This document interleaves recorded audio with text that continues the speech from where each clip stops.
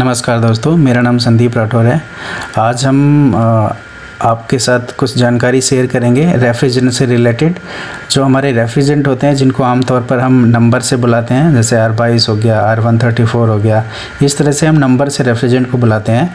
तो हम ये समझते हैं कि जो रेफ्रिजरेंट का नंबर है वो एक्चुअली उसका फार्मूला क्या होता है। तो रेफ्रिजरेंट के नंबर से ही फार्मूले का पता किया जा सकता है, या यूँ कहें कि पहले एक फार्मूला बनाया जाता है रेफ्रिजरेंट का, उसके बाद देखा जाता है कि इसका नंबर क्या बनेगा। तो हम आमतौर पर नंबर की बात करते हैं तो हम ये समझ लेते हैं कि गैस का जो नंबर है उस नंबर से उसका फार्मूला क्या होता है। ठीक है, उसके बाद फिर हम ये भी बात करेंगे कि जो फार्मूला होता है उस फार्मूले से गैस का नंबर कैसे निकाला जाता है। तो देखते हैं यहाँ पर फार्मूले के लिए XYZ डेजिग्नेट किया गया है, जहाँ पर X का मतलब है कार्बन, Y का मतलब है हाइड्रोजन और Z का मतलब है फ्लोरीन। तो जो कार्बन होता है फार्मूला कुछ इस तरह से बनाया गया है, हम देखते हैं। फार्मूला कुछ इस तरह से बनाया गया है। फर्स्ट नंबर जो होता है वो कार्बन के लिए होता है, और जहाँ पर X+1 यानी कि जितना भी नंबर होगा उसमें +1 करना पड़ता है। और सेकंड नंबर जो है वो हाइड्रोजन है, वहाँ पर जितना भी नंबर होता है उसमें -1 करना पड़ता है। और थर्ड नंबर जो है वो फ्लोरीन के लिए होता है, वो जितना नंबर लिखा होता है एज इट इज़ रहता है। तो हम एक गैस का एक नंबर एग्जांपल ले लेते हैं और फिर आपको समझाते हैं कि उसका फार्मूला कैसे निकल के आएगा, केमिकल फार्मूला कैसे निकलेगा। तो हमने यहाँ पर एक गैस ले लिया HCFC22। अब R22 नंबर हमारे पास गैस है, हमें ये समझना है कि R22 का जो केमिकल फार्मूला है वो क्या होगा। उसके लिए हम सेम अभी जो हमने देखा वही फार्मूला अपनाएंगे। फर्स्ट एक चीज़ और मैं आपको बताना चाहता हूँ, R22 एक्चुअली हम बोलते हैं, बट उसका एक्चुअल नंबर जो होता है R022 होता है, क्योंकि 02 के आगे लगा हुआ है, इसलिए 0 को कोई वैल्यू नहीं है, इसलिए हम डायरेक्टली R22 बोलते हैं, R022 नहीं बोलते हैं। तो अब हम फार्मूला लगा के देखते हैं इसका कैसे केमिकल फार्मूला निकलेगा। सो फर्स्ट नंबर क्या है, कार्बन है। कार्बन जो है वो X+1 फार्मूला लगाएंगे तो पहला नंबर इसमें क्या है, 0। अब 0 पहला नंबर है तो यहाँ पर 0+1 करेंगे। अगर हम 0+1 करते हैं तो कितना आता है, 1 आता है। इसका मतलब ये है कि R22 के अंदर जो कार्बन है उसका एक एटम है, ओनली एक एटम है कार्बन का। उसके बाद हम दूसरा देखते हैं। दूसरे नंबर पे हम देखते हैं यहाँ पर 2 लिखा हुआ है, तो 2 जो है वो हाइड्रोजन का एटम बताता है। तो यहाँ पर Y-1 करेंगे, यानी 2 जो है 2-1 करेंगे, 2-1 करेंगे तो आएगा 1। तो इसका मतलब ये है R22 के अंदर जो हाइड्रोजन है, हाइड्रोजन का भी एक ही एटम है। उसके बाद तीसरे नंबर पे आते हैं। थर्ड पोजीशन जो है वो फ्लोरीन की होती है, तो देखेंगे तीसरे नंबर पे 2 लिखा हुआ है, तो इसमें कोई प्लस माइनस नहीं करना है, एज इट इज़ रखना है। तो 2 = 2। सो अगर हम देखें तो R22 के अंदर कार्बन का एक एटम है, हाइड्रोजन का एक एटम है और फ्लोरीन के 2 एटम है। तो इस तरह से कार्बन का एक एटम है, मतलब C1 सिंगल रहेगा, और H जो है वो भी एक ही रहेगा, और फ्लोरीन के 2 एटम हैं तो ये F2 हो जाएगा। लेकिन अब यहाँ पर मैं आपको कुछ और थोड़ी सी जानकारी देता हूँ। बहुत ज़्यादा आपको साइंस नहीं पढ़ाने वाला हूँ, थोड़ी सी जानकारी देता हूँ ताकि ये आसानी से समझ में आ जाए। इसको हम थोड़ा सा डिज़ाइन कर लेते हैं। हमने अगर थोड़ी सी भी केमिस्ट्री पढ़ी है तो ये पता होगा कि जो कार्बन होता है, कार्बन के 4 पोल होते हैं बेसिकली। CH4 जो होता है मीथेन, उसमें कार्बन जो है, कार्बन के 4 पोल होते हैं। अब 4 पोल जो होते हैं, उन चारों पोलों पे अगर हम कार्बन के साथ किसी दूसरी गैस को और मिक्स करते हैं तो जो भी गैस उसके साथ मिक्स होती है उसके जितने भी एटम होते हैं वो इन चारों पोलों पे एक एक करके जो है वो चिपक जाते हैं। यानी कार्बन के 4 पोल हैं अभी। अब अगर हम देखें इसके साथ में हाइड्रोजन और फ्लोरीन मिक्स किया गया है, तो हाइड्रोजन का एक एटम है, यानी कि एक पोल पर हाइड्रोजन जो है वो चिपक गया। उसके बाद फ्लोरीन के 2 एटम है, तो 2 पोलों पर एक एक फ्लोरीन का एटम चिपक गया। अब खाली बचता है एक एटम। अब एक पोल खाली बचा हुआ है। जो एक पोल खाली बचता है उसके ऊपर बाय डिफ़ॉल्ट क्लोरीन जो है वो आ जाता है। अगर हम यहाँ पर देखें तो जो क्लोरीन है वो बाय डिफ़ॉल्ट आ गया, क्योंकि वो पोल खाली था। बाकी 3 पोलों पे फ्लोरीन और हाइड्रोजन है। सो इसलिए इसका जो केमिकल फार्मूला है वो बनता है CH ClF2 यानी कार्बन का एक एटम, हाइड्रोजन का एक एटम और क्लोरीन का एक एटम और फ्लोरीन के 2 एटम। तो इस तरह से R22 को जो फार्मूला है वो बनता है CHClF2। चलिए अब एक और एग्जांपल ले लेते हैं, R134A। अब R134A को समझते हैं, सेम उसी तरह से फार्मूला लगाते हैं। कार्बन +1 यानी पहला नंबर क्या है 1। अब 1 +1 करेंगे अगर तो 1 + 1 बराबर हो जाता है 2, यानी कि R134 के अंदर जो कार्बन है उसके 2 एटम है। अब उसके बाद दूसरा करते हैं तो ये होता है Y-1। अब दूसरा नंबर जो है, दूसरा नंबर आता है 3। अब 3 - 1 करेंगे तो ये आएगा 2, यानी कि R134 के अंदर जो हाइड्रोजन है उसके 2 एटम है। अब तीसरी की बात अगर करते हैं, तीसरा फ्लोरीन। अब तीसरा नंबर जो है इसमें आता है 4।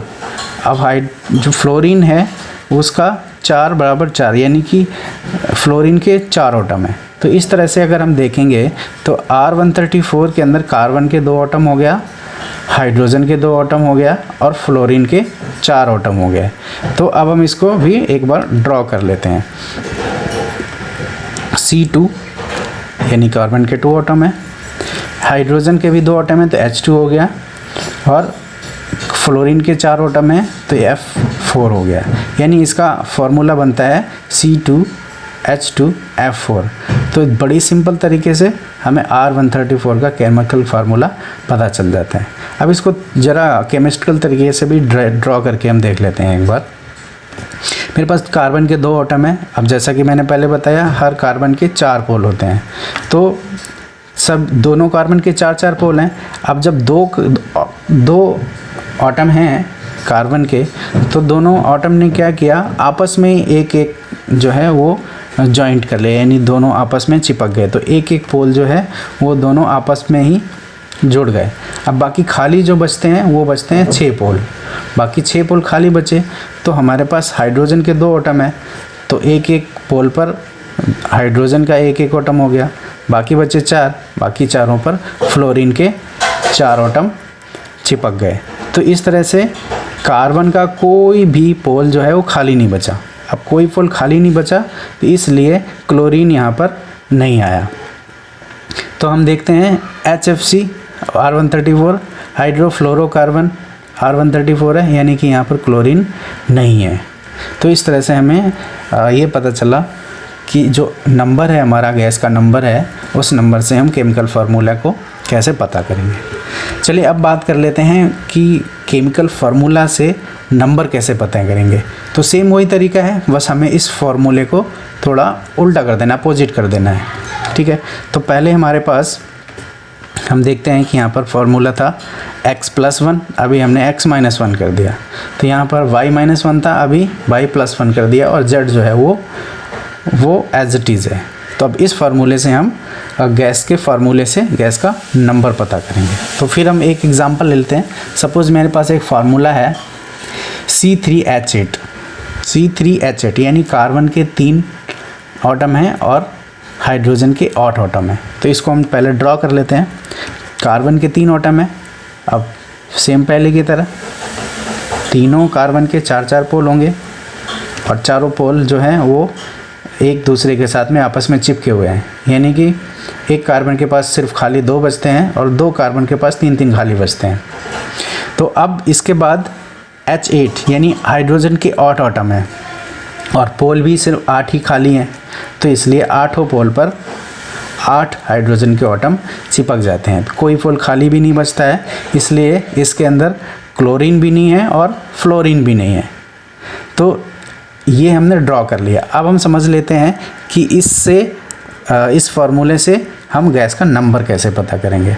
तो सेम वही फार्मूला, पहला नंबर जो है, पहला जो नंबर होता है वो कार्बन का होता है। तो हम देखेंगे यहाँ कार्बन के कितने एटम हैं और उसमें -1 करेंगे।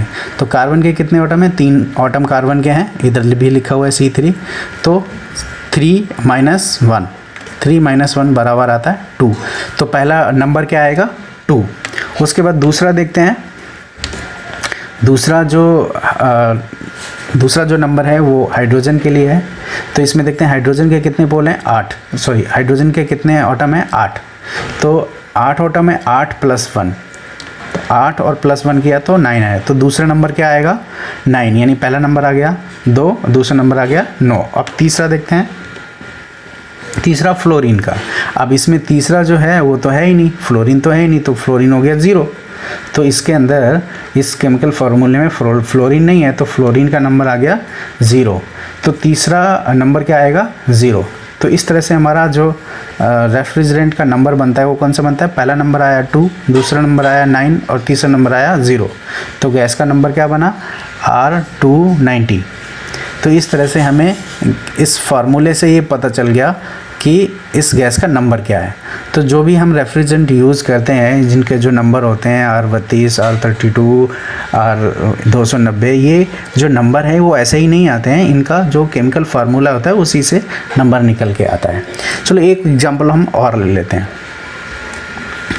हमारे पास एक और फार्मूला है CH2F2, CH2F2 HFC CH2F2। अब हम ये देखते हैं कि ये जो फार्मूला है इससे रेफ्रिजरेंट का कौन सा नंबर बनता है।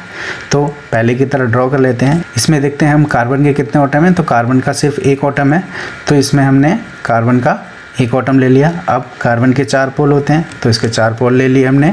अब हम देखते हैं कि इसमें हाइड्रोजन के कितने एटम हैं, तो हाइड्रोजन के 2 एटम हैं, तो 2 पोलों पर 2 हाइड्रोजन के एटम आ गए। उसके बाद फ्लोरीन के कितने एटम हैं, 2, तो 2 पोल पे 2 फ्लोरीन के एटम आ गए, यानी कि चारों पोल बिजी हो गए। चारों पोल